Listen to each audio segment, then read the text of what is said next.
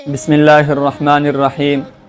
معزز سامعین، السلام علیکم ورحمۃ اللہ وبرکاتہ۔ یوم دفاع پاکستان ہماری تاریخ کا وہ یادگار دن ہے جو ہمیں اپنے ایمان، عزم اور قربانی کی یاد دلاتا ہے۔ 6 ستمبر 1965 کا دن یہ ہمارے وطن کی سلامتی، عزت اور حفاظت کے لیے ایک عظیم مثال بن کر ابھرا۔ اسلام ہمیں اپنے دین، ملک اور قوم کی حفاظت کا درس دیتا ہے۔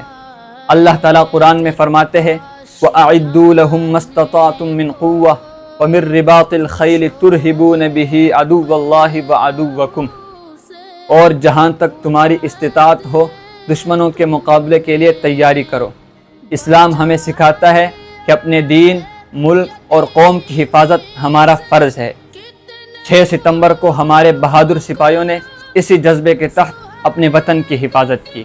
یہ دن ہمیں یاد دلاتا ہے کہ جب دشمن نے ہماری سرحدوں پر حملہ کیا تو ہمارے فوجی جوان، عوام اور ہر شعبے زندگی سے تعلق رکھنے والے افراد نے یکجہتی اور اخوت کا مظاہرہ کرتے ہوئے دشمن کو شکست دی۔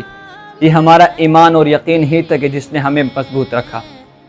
معزز سامعین، اسلام میں شہادت کا مرتبہ بہت اعلیٰ ہے۔ ہمارے شہداء نے جس طرح اپنے خون کا نذرانہ پیش کیا وہ ہمیں اس بات کا احساس دلاتا ہے کہ اسلام میں جان کی قربانی دینا دین اور ملک کی حفاظت کے لیے کس قدر اہم ہے۔ رسول اللہ صلی اللہ علیہ وسلم نے ارشاد فرمایا کہ جو شخص اللہ کے کلمے کو بلند کرنے کی نیت سے لڑے وہ اللہ کے راہ میں ہے۔